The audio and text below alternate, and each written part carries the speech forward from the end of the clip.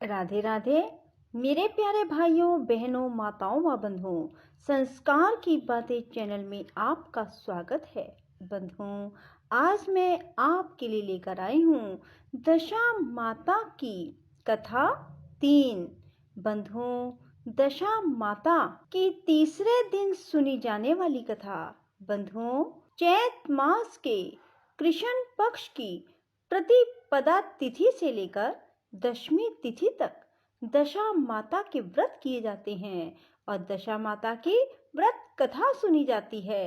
बंधुओं, यदि आप व्रत नहीं भी कर पाते तो यदि आप दशा माता की कथा भी सुन लेते हैं तो जिंदगी में आप पर कभी भी बुरी दशा का प्रभाव नहीं होगा। बंधुओं, कथा को पूर्ण विश्वास और सच्ची निष्ठा के साथ ही सुने। बंधुओं, आज मैं आपके लिए दशा माता की तीसरे दिन सुनी जाने वाली कथा लेकर आई हूँ। बंधुओं, यदि आपने हमारे चैनल को अब तक सब्सक्राइब नहीं किया तो जरूर करें और बेल आइकन दबाना ना भूलें ताकि आपको हमारी आने वाली सभी वीडियोस की जानकारी सबसे पहले हो सके। बंधुओं, वीडियो को पूरी सुने। सुनने के बाद कमेंट बॉक्स में जय दशा माता जरूर लिखें। बोलो दशा माता की जय हो। एक सास बहू थी। एक दिन सुबह सुबह सास ने बहू से कहा, जाओ आग लाकर भोजन बनाओ, बड़ी भूख लगी है। बहू हाथ में कंडी लेकर आग लेने गांव में गई। उस दिन गांव भर में दशा माता की पूजा थी, इसलिए किसी के यहाँ से भी उसे आग नहीं मिली। वह खाली हाथ लौट आई। शाम होने पर वह पड़ोसन के पास जाकर बोली, मेरी सास तो दशा माता का डोरा नहीं लेती, परंतु अब की बार मैं डोरा लेना चाहती हूँ। मुझे पूजन की विधि भी बता देना। दोबारा जब डोरा लेने का समय आया तो बहू ने सास को बिना बताए दशा माता का डोरा ले लिया। 9 दिन वह किसी न किसी बहाने पड़ोसन के घर जाकर कथा सुनती रही। 10वें दिन उसे चिंता सताने लगी कि अब मैं पूजा कैसे करूंगी। वह मन ही मन दशा माता का ध्यान धरकर सोचने लगी, आज सास कहीं बाहर चली जाए तो मैं शांति पूर्वक पूजा कर लूं। दशा माता की कृपा से सास बहू से बोली, मैं आज खेतों में जा रही हूँ, यदि मुझे आने में देरी हो जाए तो तुम मेरे लिए खेत पर ही खाना ले आना। बहू के मन की मुराद पूरी हो गई। वह तो यही चाहती थी। उसने सास से कहा, आप निश्चिंत होकर जाइए, घर का सारा काम मैं निपटा लूंगी। सास के जाते ही बहू ने स्नान कर दशा माता की पूजा की। इसके बाद वह पूजा की सामग्री मिट्टी के गोले में रखकर उसे सिलाने के लिए ले जाने लगी कि उसकी सास खेतों से वापस आ गई। सास को देखकर बहू ने जल्दी से उस गोले को मटकी में छिपा दिया। उसने सोचा कि उचित समय पर गोले को दही से निकालकर विसर्जित कराऊंगी। सास ने आते ही बहू से कहा, तुम मुझे खाना देने क्यों नहीं आई? अब तक क्या कर रही थी? बहू ने कहा, आज मैंने सर के बाल धोए थे, उनके सूखने में देरी हो गई, इस कारण भोजन बनाने में देरी हो गई। मैं थाली लगाती हूँ, आप गुस्सा त्याग कर भोजन कीजिए। सास का गुस्सा कुछ ठंडा हुआ। वह पैर धोकर चौके पर बैठी ही थी कि उसका बेटा आ गया। वह भी माता के साथ भोजन करने बैठ गया। सास भोजन करके उठना ही चाहती थी कि उसका बेटा बोला, मुझे तो दही चाहिए। सास ने बहू से दही देने के लिए कहा। बहू बोली, मैं तो रसोई में हूँ, आप ही इन्हें दही दे दे। सास हाथ धोकर दही देने लगी, परंतु जैसे ही उसने छाछ की मटकी उठाई तो उसमें कुछ खड़खड़ाने की आवाज आई। उसने हाथ डालकर देखा तो उसे एक बड़े सोने का गोला मिला। सास ने आश्चर्य से बहू से पूछा, इस छाछ की मटकी में यह सोने का गोला कहाँ से आया है? इसे तुम कहाँ से चुरा कर लाई हो? यहाँ क्यों छिपा कर रखा है? मैं समझ गई कि इसी वजह से तुम छाछ देने नहीं उठी। इसका भेद बताओ। बहू बोली, मुझे कुछ नहीं पता, मेरी दशा माता जाने। मैंने आपको बताए बिना दशा माता का डोरा लिया था और उनकी पूजा की थी। आपके आ जाने के कारण मैं डोरे को विसर्जित करने नहीं जा सकी।